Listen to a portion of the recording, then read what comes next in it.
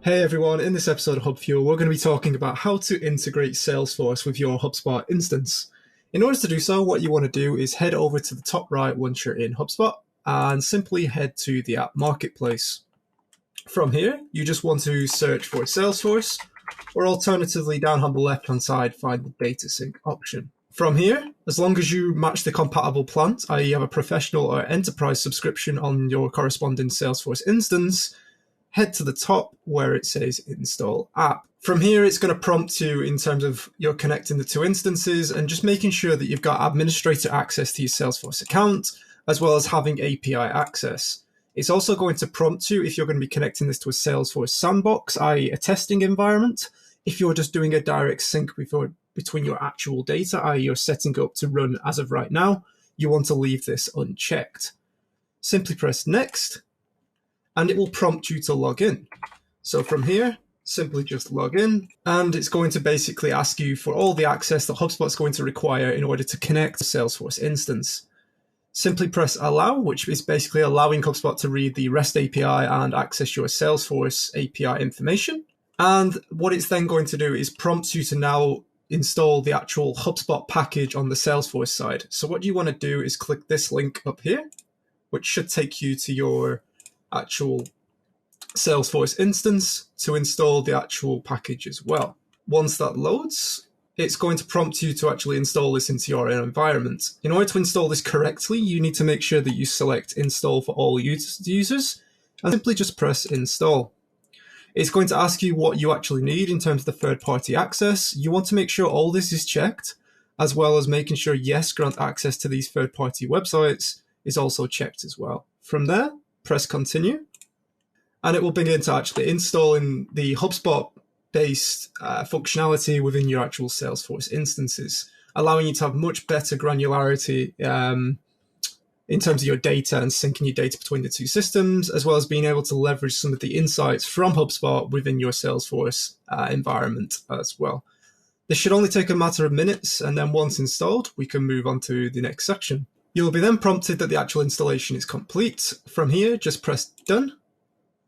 And what that will do is it'll take you back into your overall packages screen in your Salesforce to display that your HubSpot integration has now been installed. What that means we can actually do is head back to our HubSpot environment where we are installing the actual integration. And we can actually confirm this has now been installed. So if we press next, HubSpot will now do a look into your Salesforce account to make sure all the packages are installed where they need to be. From here, it's going to prompt you in order to actually add the insights from HubSpot so it sits in Salesforce, meaning that if your sales team or your sales function may be still working within Salesforce, you can actually leverage the HubSpot insights within the Salesforce environment.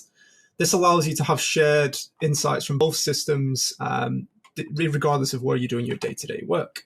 It is advised that you actually install this because you can actually view contact activity that happens on the marketing side, i.e. if they're engaging with marketing emails that your marketing function is doing in HubSpot, you'll have visibility over that in Salesforce. You'll have the ability to enroll contacts into HubSpot workflows from Salesforce, as well as being able to see different touch points they've had in their journey. So with that in mind, let's install this as well. So from here, what we just need to do is just add the actual Salesforce module. So in order to do so, what we're going to do is we're going to head back over to our Salesforce instance. So if we just navigate back into our tab where we've got Salesforce open, and what we're actually going to do is on the left-hand side in your setup screen, which can be accessed by pressing the settings cog, you want to scroll down to where it says objects and fields and select the object manager from here.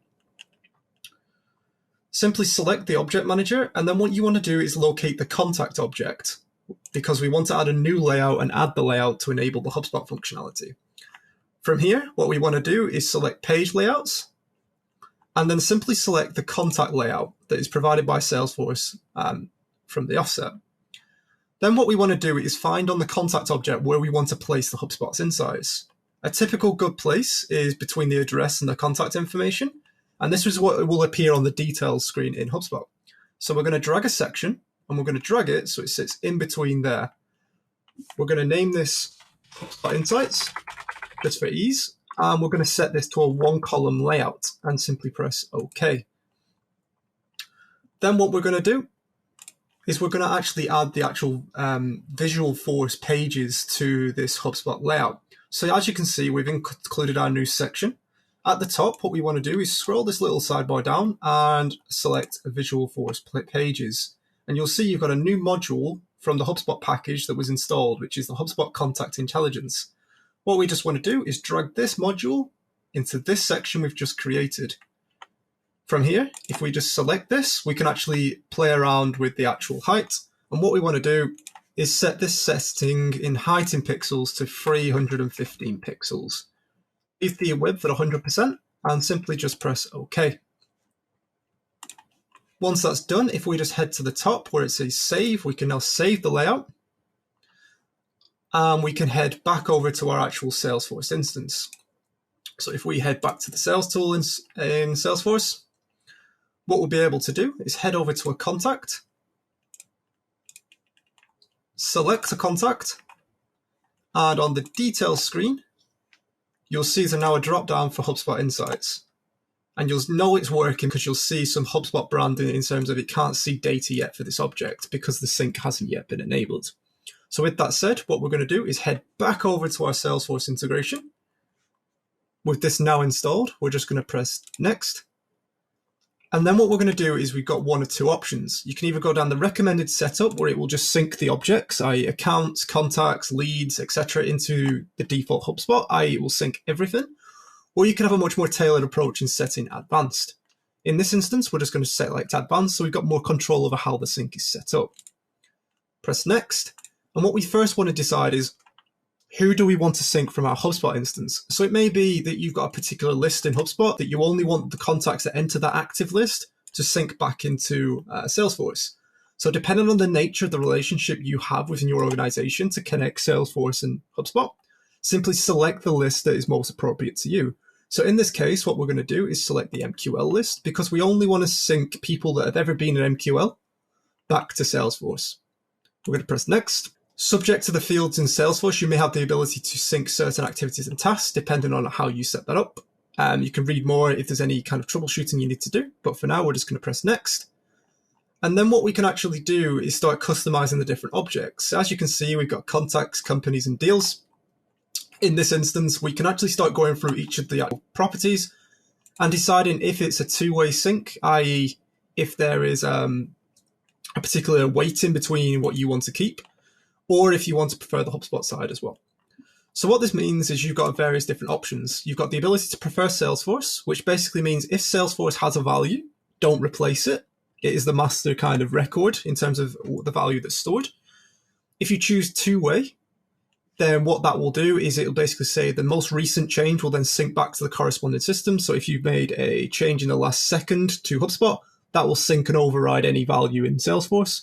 You've then got always use Salesforce, which basically means that ignore if Salesforce has a value, but bring that back. And then you've got the option where you may want to keep fields completely isolated in the form of don't sync as well.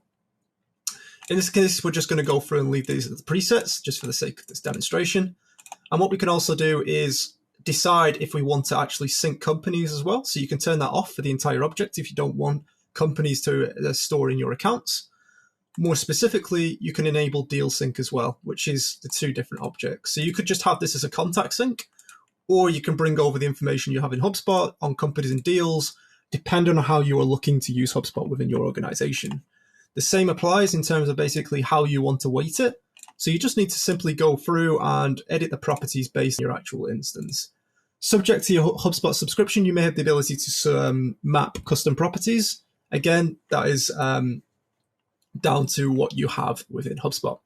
Once you're happy with the actual mappings, just press next.